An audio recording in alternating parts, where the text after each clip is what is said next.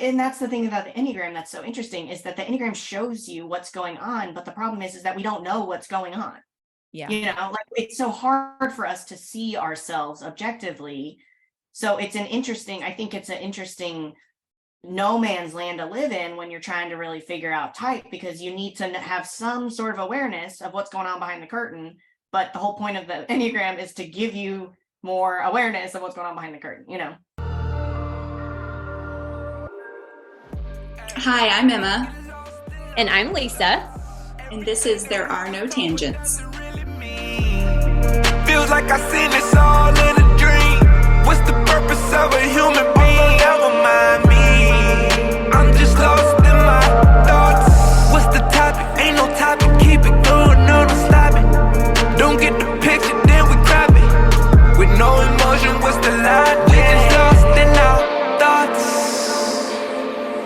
Not on the surface, beyond that. Pull back the curtains, I'm on that. Once we take it there, ain't no going back. Don't be losing the topic, man. We gotta stay on track. Yeah, you so crazy, yeah, I know it. Tell me a story, like a poet. Yeah, like a poet. We getting lost in our thoughts. Welcome to the show. Emma and Lisa, they already on the roll. Are you ready? 3, 2, 1, go. That's so exciting. Actually, Emma, because you said you had to get typed by them to do Josh's thing, which I've never connected with Josh, but I was like, you know what, maybe I should just get typed anyways. Yeah. Like by them. I mean, I have a strong leaning, but I would be curious what they say with their expertise. Yeah, definitely. Yeah. Worth So it. how are you? What's that? No, go ahead. You go ahead. I'm fascinated, but yeah, you go ahead. Well, how are you feeling? Just really curious. Like, I feel like I have to go back and learn a lot of new things, So I'm not offended. And I'm not like, oh my God, I can't believe they think I'm a 6 or whatever. And the one, I was already comfortable with the 1 because I thought I had a 1 wing, and that felt really, that makes a lot of sense. The 6 I'm surprised about though. Mm-hmm. Mm-hmm. Well, so, oh my God, we have talked so much about this. Mm-hmm. Okay. So she's not in the Facebook group that's Enneagrammer. So she just emailed her materials to them, but I'm in the group. So she was like, well, put my stuff in the group and see what people think. And she was getting a lot of guesses for core 6. And I was like, these people, come on. Like, no, I'm a 6. She can't be a 6, but oh my God. What were some of those things? I'm not in the group either. So what were some of the things that you shared that people were responding to? Well, so her typing video, I put that in there. Oh, wow. So the one, and that's what they do. A lot of people will do that. Like when they actually submit their materials, they put it into the Facebook group and they're like, here's my official typing. And then people take a stab at guessing.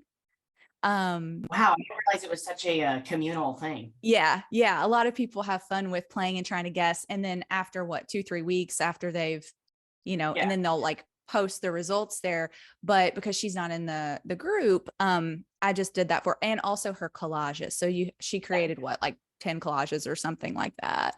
To get the instinctual stacking. So I was like, this is perfect, right? Like I was like, oh my gosh. And then we get to get on with Marika, another 6. Yeah. And like 3 6s. Yeah. Wow. That's so fascinating. I mean, obviously I know we have a line to 9 and, obviously it's not like a far out, thing to be like, oh, I thought I was a 9, now I'm a 6. But with that said, it kind of is drastically different too. So it's just, that's an interesting, I would be curious to check in with you, months down the road when you've sat with this and you've started to maybe observe things to see then what your, thoughts, feelings are, what you've noticed. Yeah, absolutely. I'm really I pulled up, I got David Gray's Trifix book, a long time ago, 2 years ago. I don't know. It was a really long time ago. So I just pulled that up a few minutes ago and I was like, fuck. Yeah, this might be right on. Oh, anyway. Yeah. We'll see. Were the instincts a surprise to you at all or no? That checked out? No, we were pretty sure. with Emma Yeah. as a guide. Yeah. Social self. That was definitely my guess for her. Like, Mhm. yeah. But also guessed 9. So Well, we got that right. So, what is your guess for yourself, Marika? 6 core, obviously. Well, yeah, I mean, Emma and I were just in this class with Josh, and I feel like from doing that, I think I'm 683. okay. 683. Okay. I thought I was like 693 or 639. I thought I was in that camp of Bermuda, but I don't think I resonate with 9 in the body center. Okay. I think I might have got more confused of like that energetic line from 6 to 9. So I think that's where 9 was coming up for, with like, oh, I get that. I see that. I see those patterns. But when we did this class and, when I sit with it of how do I actually, at least I know you weren't in that class, but like from the body center, a sense of like sensation and my boundaries to the outside world of like, what's the difference between me and what is not me? There is I have a very hard rejection type boundary. I don't have an attachment sense like merging one with and all just being, that is not my boundary. And that was sort of a big like light bulb. That's awesome. I know you had mentioned that when we were messaging a little bit, and then I don't know, maybe I should introduce, sorry, we came in like guns. Yeah, that's okay. I was going to say, like, we could do the intro and then just kind of get back into it. Going, yeah. But I just want to like properly introduce our lovely guest. Yes. So welcome everybody. We're obviously in crazy spirits today, but it's pretty typical for us anyhow. But we are on today with my friend Marika Litz, my new friend. And I was just going to say, like, it's just the funniest thing.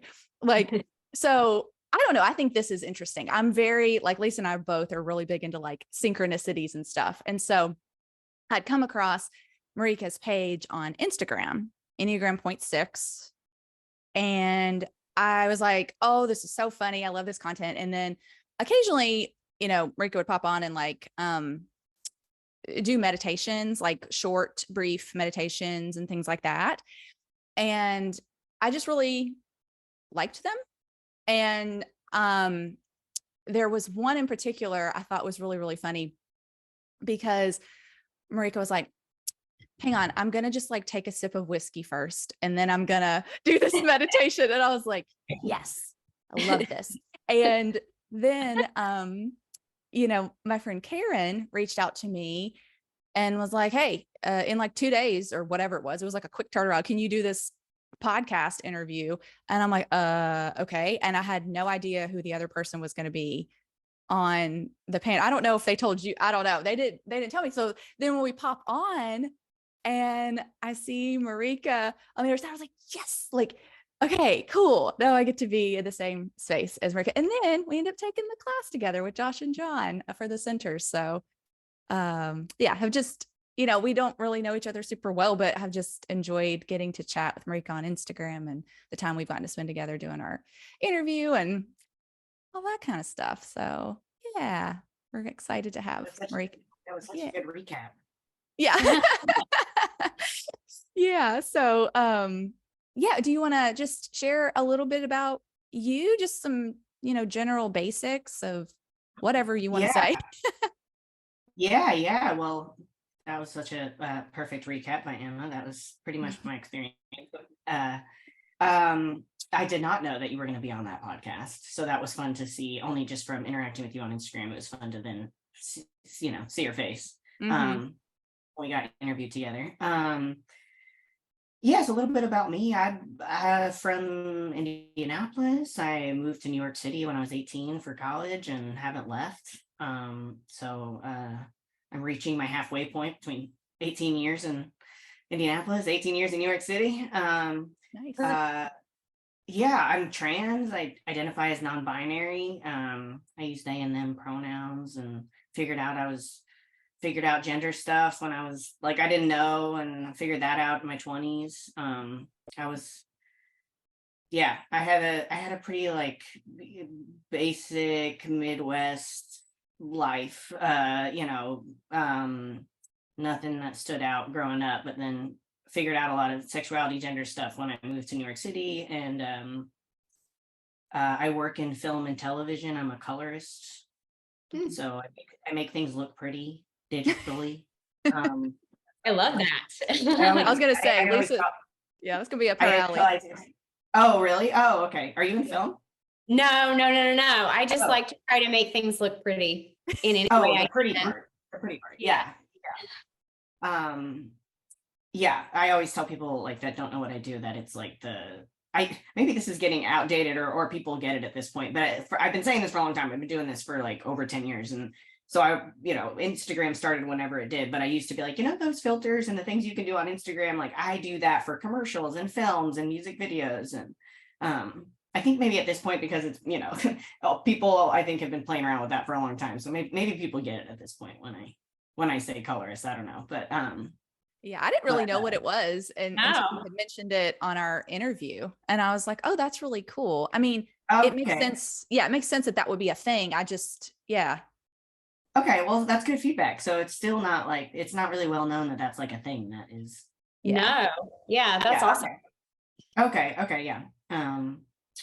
Yeah. So that's what I do. And I'm partnered with a wonderful person in the other room right now. So you're whispering. Yeah. Yeah. I love it. Oh, and and lead with 6, and Enneagram is a big part of I guess I could just add that I work in film. I went to school to be in film, and that's like my day job, but I really do. I'm in a course, Emma and I just did this kind of very fast 4-week course, which is being extended 2 more weeks because there was so much material. Yes. See you there. Yeah, totally. Yeah, absolutely.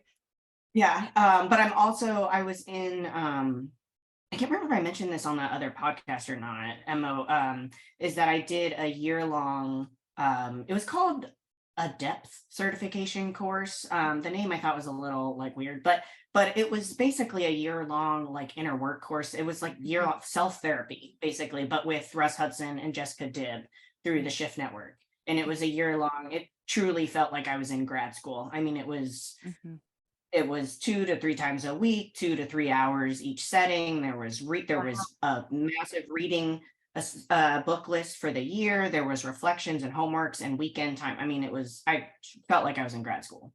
Wow. So that I did that program with Russ and Jessica.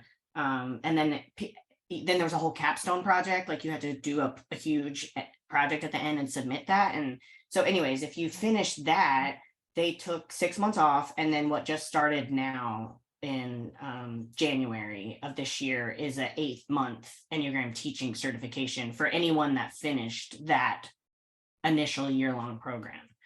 So it went from, it was about like 300 people that were in that program, like all around the world. And then now the teaching certification program has about, I think like 100 or something. Wow. So that just started. Yeah.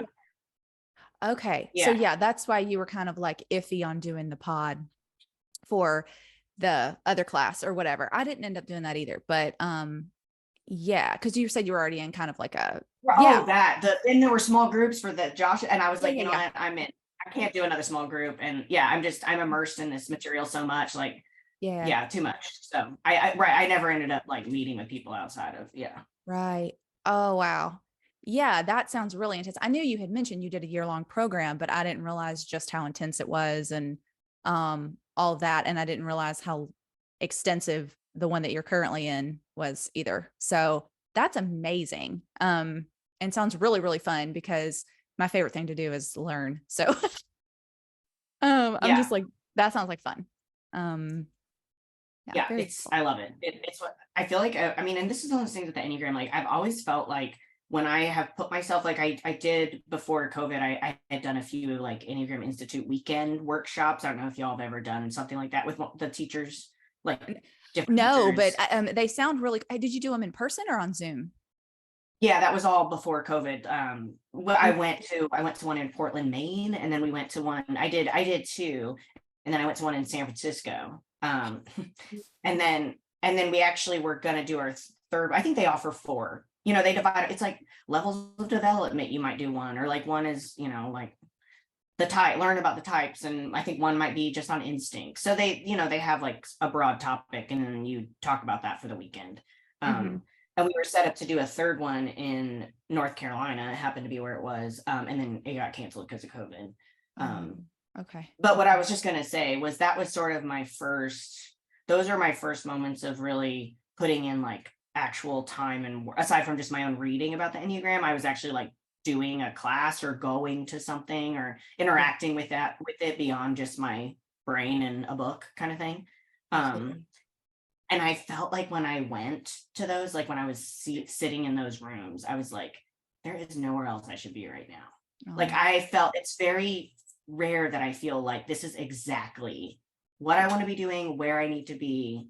And everything feels so right. And so anyways, that's that feeling I just feel like comes up, whether it's Josh's class, whether it's this year-long program I did, like when I work with this material, I always get that hit.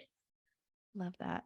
Yeah. That's so beautiful. And I relate for sure. We had to offer some feedback for the class that you and I just took together. And that was one of my comments, essentially was like, I've literally been journaling and talking to people in my life about wanting this exact type of thing and like not knowing where to find it or how to access it. This is exactly the type of thing I was looking for. So I'm just, yes, thrilled that they're doing it. And I totally agree with you. I'm like, this is amazing. And you were always so brave, like speaking up, like in the classes, because I would be in our small little breakout groups, I'd be like, blah, blah, blah, blah, blah, blah, and like sharing and whatever, crying. And then we'd get in the big group and I was like, okay, I like can't say what I want to say. And the last class, like I really had something I wanted to say, but I thought, well, I'll wait just a second. And then by the time I waited, there were like all these people who had raised their hands. And I was like, and I knew I had to log off. So I was like, oh, gosh, I missed my chance. I hate when I do that. Yeah. What are you afraid of? What comes up? Lisa's like, good question.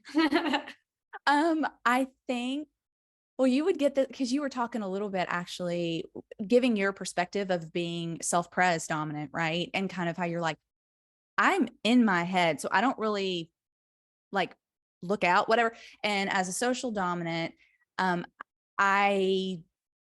social 6 specifically, just the fear of like judgment, or what if I kind of don't say the right thing, or if I catch a glance, like for somebody that would like kind of act like they were disinterested or kind of like, I'm like, don't want to, it feels really, really vulnerable. So I just get kind of anxious about it, but I will eventually speak up. One, if I have something that I feel like is very burning and I feel very certain about it, quote unquote, or like as a little more time goes on, I tend to feel like I can kind of open myself up a little bit more and share in that way. And sometimes with people like in this setting, I'm like, I feel like I can share anything, it's like smaller. I trust y'all, like, but the bigger group, it's like where I don't know a lot of people, and I'm kind of just like, so it's a little bit of that, but yeah. So, yeah, I mean, I have to do a little pep talk every single time I speak up to, I mean, I have a different thing. mine isn't like, I don't have like a fear of like what other people might think. I think I just am like, I am so anxious of just like talking, I guess, or just like being right. You know what it is? It's like, I don't want to take up someone's time. I have this like mono thing going where I'm like, I don't want to like, it might take me a while to say what I want to say, or it might not be clear. And I don't want to be taking up other people's time. Taking up space is like a very hard thing for me. Yes, I totally agree with that, which is why I thought I had a 9 fix. Mm-hmm. Like that concept of, I don't want to be a bird. Wait, me too. That's why yes. Yes. Yeah. That, because I said, I feel like there are things about the 9 that I really, and I feel like that's a good example, but I don't know that that's necessarily right. That 9 fix for me. I don't think that's, I think it. Totally. Yeah. And in my case, it definitely wasn't, obviously. So yeah, I don't know. I guess there is something else, like, I guess that would need to be nuanced a little. And I'm sure that's also an aspect of 6s. And I know 9s and 6s could kind of share that, of like, I don't really want to be, we've talked about that even on our interview, like kind of being the tallest blade of grass that gets chopped down, and, being, right. Totally. what do we say? What did you call it? We want to be the point guard, or what? Well, because we talked about, we're like more comfortable in the assist role. Yeah, definitely. Like, to not be the leading scorer, but like we're, Yeah, definitely. Yeah. Mm-hmm. So yeah, it's all fascinating, but it's interesting to hear that you say that you kind of feel that way too. And I guess, Lisa, you would agree with that, but you were probably viewing that through the 9 lens. Well, yeah, I was going to say, for me, it feels like all the eyes, when there are a lot of eyes on me, I get really discombobulated, that awareness of attention. And I was, looking at that through the 9 lens, but now I have another way to look at it, or another way to try to explore it. Right. So that's why I was interested to hear you both talk about that experience for yourselves. Because I have a lot to learn. So anyway, see, now I want to apologize for speaking up, right? Yeah, just now. Mm-hmm. Oh, I love your contribution to the group. Thank you. Me too. Yeah. Lisa always has stuff of value to add. And you're a very good listener, which you repeated many times on your typing video. I did. I did say that a lot. You did. That was the one. It's like, what is your best and worst quality? And she just kept saying, I'm a good listener. I don't know. I guess I'm a good listener. And then on the worst, it was like, bloop, bloop, bloop, bloop, bloop, bloop. And I was like, okay, that's enough. I'm going to cut you off on the worst qualities. Yeah. So yeah. Wait, did they give you a wing? Yeah. So 7 wing. 6 wing 7. Oh, okay. Mm-hmm. Yeah. 7 you're wing. 5 wing, Marika. Is that right? Yeah. Okay. 5. Okay. Gotcha. Yeah. Yeah. Definitely. Yeah. So what I said, so my overlay was 2, 4, 7. So I have a 2 wing on my 1 and a 4 wing on my 3. Yeah. I'm not quite. No, fascinating. It's a little, I'm not quite there with the overlays yet. It's just too much for my brain to actually do anything with that information. I like short circuit. I just like go blah. It's a lot. It's a lot. It's just been interesting to kind of, I don't often look at it separately.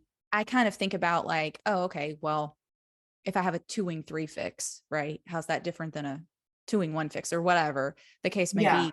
But somebody had asked in the Facebook group just recently, and they were like, how do you feel like your trifix like contradicts your overlay in any way? And like looking at them kind of side by side almost. And I was like, I looked at it, but it's interesting because in my trifix, I'm heart last, but in my overlay 2, 3, 7, I'm 2 heart types right at the front. Right. And so I was like, oh, that's really interesting. So anyway, I don't know what to do with that, but it was cool to kind of. Yeah. Well, now that you say that, I'm like, so I have 2, 3, and 4. If we put the overlay with the. You have all of the heart types represented in your structure. Yeah. Which is, I don't know what that means, but that's interesting. Yeah. Kind of interesting. So, sure. Dead in the heart. In the what? What'd you say? So dead in the heart. That, I'm just kidding. The heart was, so what were some of your like big takeaways, Marika, from the class? I've just been curious to like, I know we've like chatted a little bit on Insta about the class, but besides obviously you were talking about, I don't know if you want to speak more to like how you distinguished between like, you thought you had a 9 fix, now you have an 8 fix, or if you want to talk anything about the material or whatever your experience. Yeah. Well, I don't know what the conversations you've had with Lisa are about it, but just for sharing, for open, I've I'm shared also with her like, quite a bit. Yeah. Quite a bit about it. well, I guess I could just do a quick thing for any listeners that obviously weren't Totally. there. Yes. But I also, there's part of me, because it's like still new, this material, this like theory that Josh is sharing. I felt like I definitely want to give him credit, and like it's a work in progress theory, and it's like I don't want to be, you know, it's so amazing that when I talk about it, I just am like, I did not come up with this. This is so That's such a sixth thing too, right? It's like, oh yeah. See, yeah, I just feel like, I'm going to cite my sources, you know? Yeah, totally.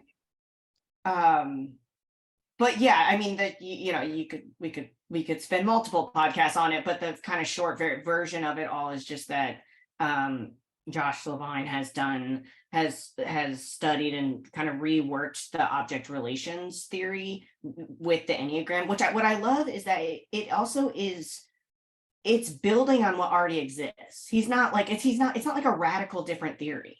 Right. You know, it's just more, I think it's more practical, it's more specific, and I think it's more like what makes sense for maybe if we're not academics or psychologists or psychiatrists, like it actually is like applicable language and applicable human behavioral things on this model that already exists. Yeah, totally.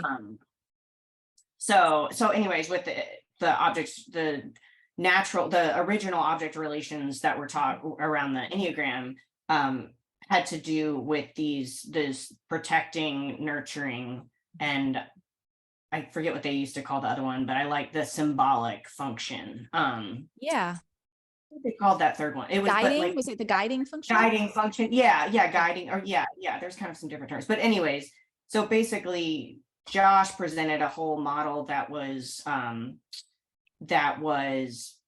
broken up by the centers of intelligence, the body, the heart, and the head, and talking about a certain like field of focus that each of those are interacting with. And he discusses it as a developmental model of like when we're born and how we evolve as a human in our personality. So it's like it's starting with the body center, and he calls it like the sensory field. So it's the object relation affects of rejection, frustration, and attachment. And it's how do we interact with the sensory field, our senses, our relationship to sensation, our physical comforts, or, you know, it's that in the developmental model from a baby, like that's the first thing that he talks about, a wash of sensation. Like when you're born, you know, you don't have really much control. You're just like a wash of sensory things. And then as it evolves, like then he was adding some time frame to this, you know, at 4 months, but I think he was just he obviously doesn't know the exact time of when a baby is reaching this next stage, but yeah. So, you know, in a little more development than like the heart, what the heart center would be coming online, in the way that would be the field of gaze, which this is what I'm saying. This is what's different, is the field of blank is what they were putting in like the nurturing function or the protective function. And that's what Josh is kind of like changing a little bit, or adding to rather. And so the heart center would be like the field of gaze. How am I seeing other people, other things? How am I being seen? How are other people seeing? It's just like seeing each other or seeing things. Yes. And that, and again, you put the field of gaze with a rejection, frustration, or attachment. How do you, and that would be the heart center coming online. And then the head center would be the field of orientation. How do I find guidance in the world? How do I know what is true? What do I trust? How do I figure out how to do? And what else is there to figure out, you know? And so that would be the mental center coming on. And so, that's his, his theory in short. A rough sketch of it, I guess. That was amazing. No, that was really clear. That was a great job of summarizing the theory. I agree. It's been it feels really intuitive. Like it just makes sense, like to kind of say like, okay, well, 4s are frustrated in the heart center. Like that's what it means to be frustrated in the heart center, is to like be a core 4, whatever. Or, you know, 6 is attachment in the head center. Like it just, yeah. I really like viewing it. Oh, go ahead. No, I was just saying I like viewing it through that lens. So. Right, because I think it gives it more. My partner is a core 4, and that is just so, you know, frustrated in the heart center. Got it. Okay, that feels a little vague, but then it's like frustrated with gaze. It becomes like so much more specific. Frustrated with how I'm being seen, how, you know, whatever, how I'm looking out, seeing other people, the way other people are viewing things, like. Yeah.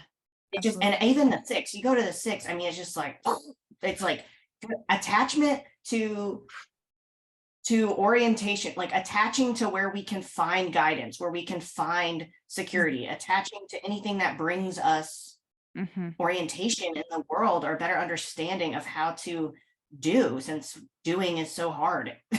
You know, it feels so hard. It feels so hard on our own. So yeah, I just love that. I do too. And then that's what revealed, you know, thinking about more of that sensory wash, the sensory field. How do I relate to my own body and physical nearness, and what is me and what are other people, and where, you know, how do I feel about that line that exists there, or is there a line? Maybe there's, you know, like that whole thing, thinking about the body center really related to, you know, in terms of Enneagram language, it would be like ego boundaries, or, you know, that kind of thing. It was just like, it just like totally clicked that I was like 8. Absolutely. I'm just full on rejection mode. Yeah. That's really what it was for you. Like how do I want to ask this question? Did that come to you as he was kind of clarifying the different body fixes through this lens and this concept and this new theory? Or was it kind of a combination of understanding the different like body types through this lens, coupled with like maybe even your experience in the practices or something like that? Like, does that make sense? Like, were you able to kind of feel it in a sense, like as we're like, say, doing the sensation practice or whatever? Like, I don't know, how did that like come to you? Yeah. I don't know if it was that like embodied, or like, I don't know if I was sensing it really, like, from a sensation standpoint so much. I think I just really, learning about each of the body fixes and how they, I forget now what it was something like, there was I'm remembering the one, a purifying, but no, it was, what do they call the irritants? Yeah. Like each one, there's like an irritant in the field of, that's what it is. It's like coming to me in real time here. Like an irritant in the field of sensation, and the way we like deal with that. And so like, you know, a rejecting of that. Is there a frustration of like, this needs to change? Like there is an irritant here and I'm fixing it. You know, like, you know, that would be like a one fix.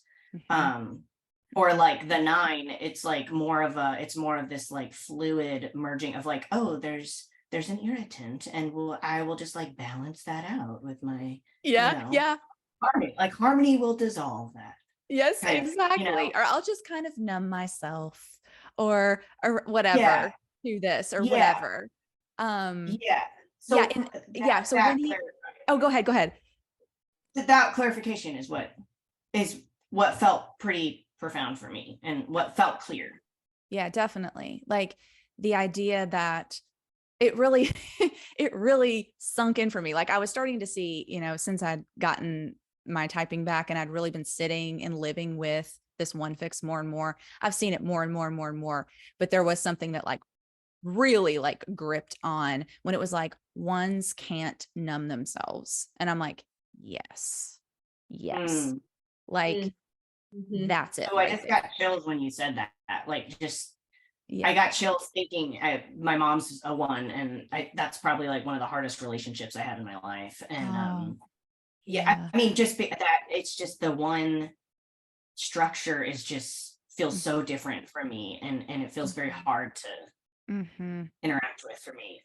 But hearing you just say that of like ones can't numb themselves to an irritant, I just felt like so much compassion, it's like, oh, that's awesome.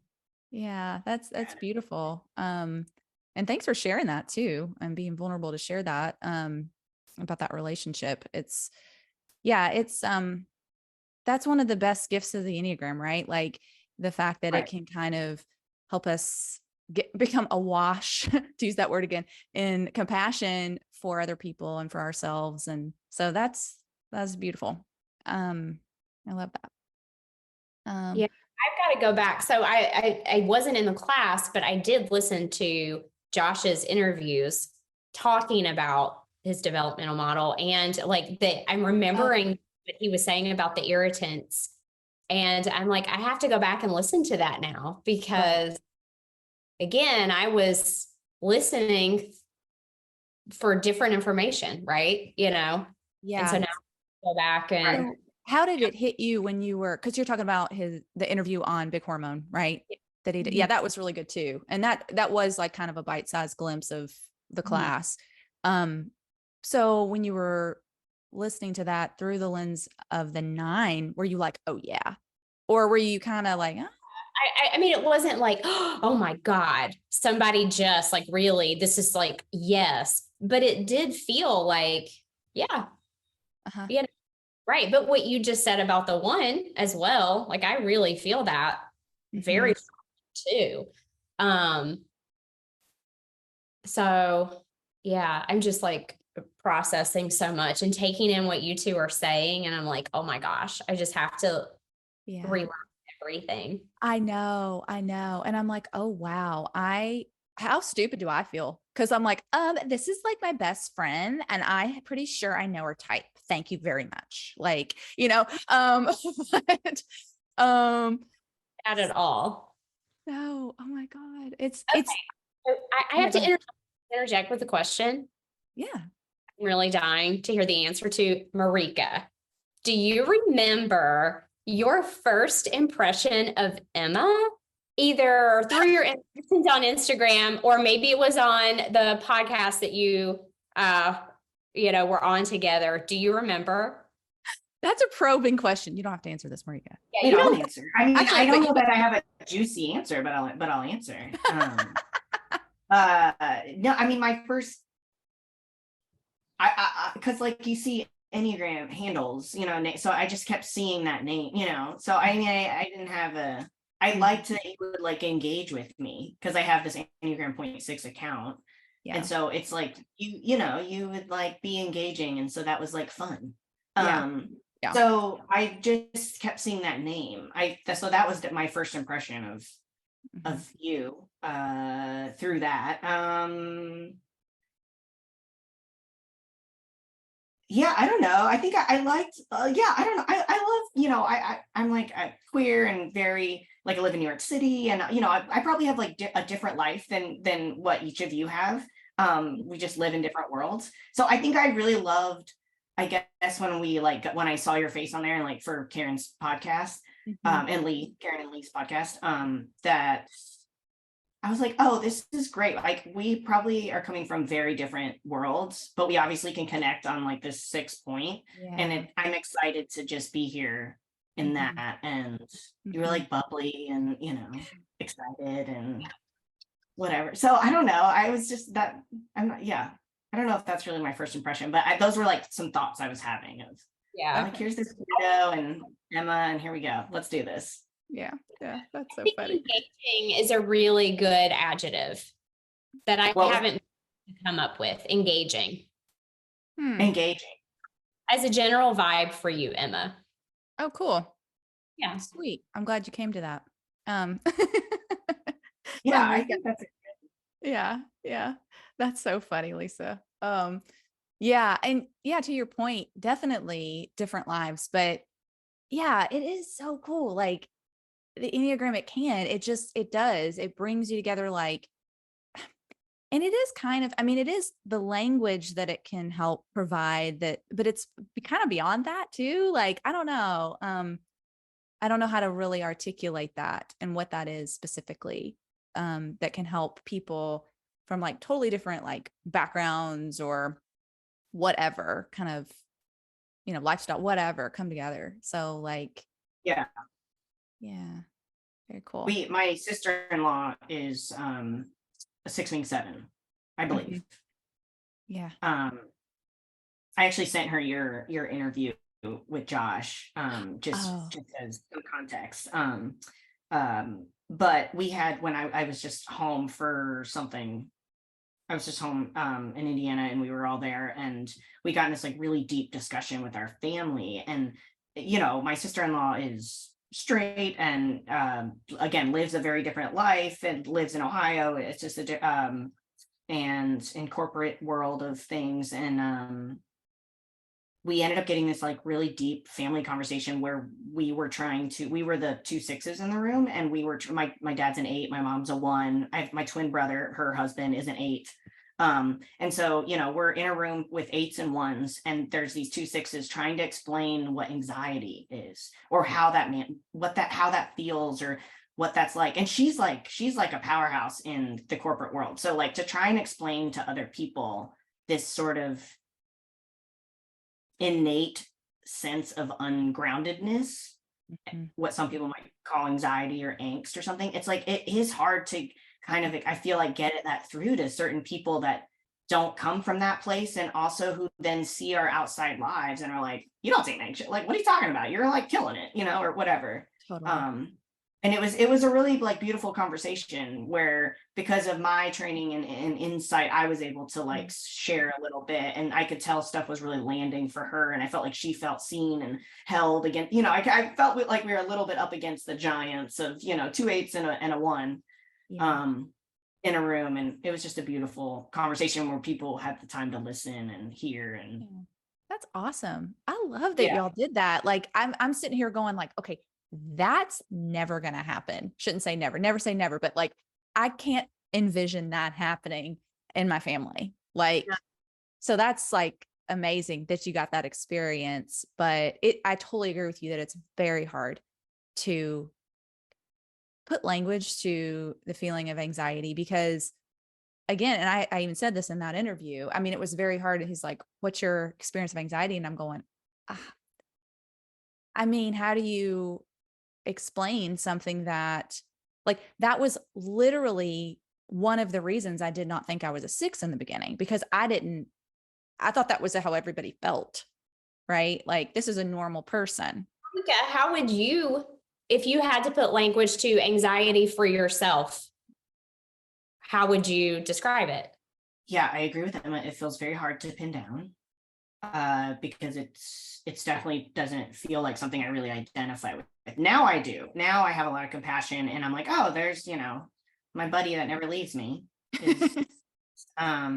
But I had zero understanding or, you know, awareness of that for most of my life. So yeah, I like the word angst. That's the word I use, like, related to the passion for 6 of angst. I think it feels more specific to me than just like general anxiety. And I said this in the other podcast that I feel like I wake up in the morning and it's like I already feel behind, or I wake up and it's like things are like there's like a buzzing, or I need to get going. And it's like that feeling of I need to get going is angst. Not everyone wakes up being like, I need to go, or like already like doing the list in their head of I need to do this and this, and then I get out the door here, and then I'll, you know, it's, so for me, I think that's,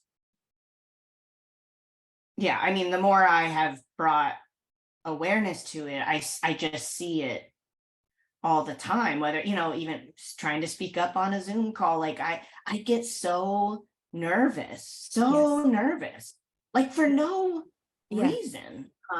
I loved, you know what, I had a 6 in my class who spoke up in the big class that I was in, certification, and she is someone I love it because of that class. You know, it's kind of more advanced. It's a lot of like psychotherapists or like it's a lot. The age range is hilarious because everyone's like mostly retired, or like I'm like the very young in this class, but anyway, so this like very wise, you know, 6 spoke up, and she was like, she might have been a therapist or something, but she was like, I just don't know how to ever like kick that thing, like that anxiety. Like I know I'm aware that it's happening. I can see that it's happening.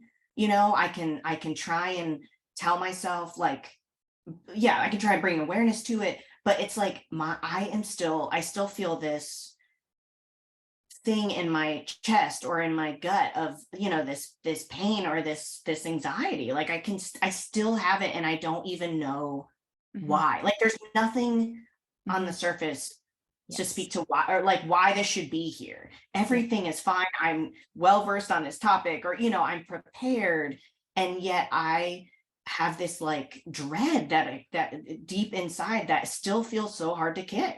And I was like, it felt so validating, because that is how I feel, of like, I will just be so prepared, and there is like literally nothing else I can do. And everything's okay. You know, the house is not burning and everything is fine. And yet I am still feel pretty unsettled at times inside, or like I'm just busy and I can't just relax. Yes. I love that word. That's how I feel as well. Like that unsettled feeling. And it is frustrating because as 6s, right, as head types, and if we like bring in some of the language from the class, right, the trying to, when they said, let me just back up for a second. When I got maybe been John, I can't remember. I'm not going to get this exact phrasing right. Like head types think that the map is reality and it's not reality. And I'm like, I like kind of knew that, but whenever they said that, I was like, oh my God, that's the problem, right? Like, because we're trying to get all of the things to fit together to help with the cognitive dissonance or whatever. Like, if I can make this make sense, if I can orient myself rightly, whatever, like, I honestly think that I'm thinking like, the hope is like, then maybe I won't have to feel this anymore or something like that. Like if I can just get it all right and get it all situated. And that like, I just can't kick this. And so understanding that this is just kind of a part of me, because for so long I'm like, it's just a constant. And that's where that superego comes in, right? Like, what's wrong with me? What is wrong with me? Like, and it's like, there's nothing wrong with you. And also this is beautiful and you can actually use this and work with it. And like, you can, all of these different things. Right. And that has been a huge like learning for me, that I'm constantly like, I still fail like every day at this, but like, overcoming that idea of like, what is wrong with me? Especially when, like, to your point about what that lady was saying, like not being able to identify a particular cause. It just feels like free floating. And it's kind of like, and then I'm going through the Rolodex of, okay, could it be this? And could it be that? You know? And yeah, it's really tricky. Yeah. Yeah. That idea, I also had a big like aha moment about the map, and I'm glad you brought that up. That was a pretty big realization. Yeah. That like we 6s tend to think that something already exists and we just need to figure it out. Like there's already something out there and we just need to figure it out to like make everything go smoothly for ourselves and others or whatever. And I think the idea that like, no, nothing exists already. Like we don't need nothing. There's nothing already here. Like we are a part of the creating, and we are an intrinsic part of this whole thing. Yeah. And I think that is like a big, you know, way that we don't serve ourselves, is we never consider that we're actually part of the thing. Yeah. Oh my gosh. I like feel so emotional hearing you say that. Like, yes. And like something else, like I was just thinking, or came to me when you were saying that. And it goes along with that idea of that's not what's real, is I don't know if it's because I'm heart last or because I'm a head type. I don't know why, But I have always felt like, and maybe it's also like my upbringing, right? Like growing up in like a Christian home and all that stuff. And that idea of the heart is deceitful above all things.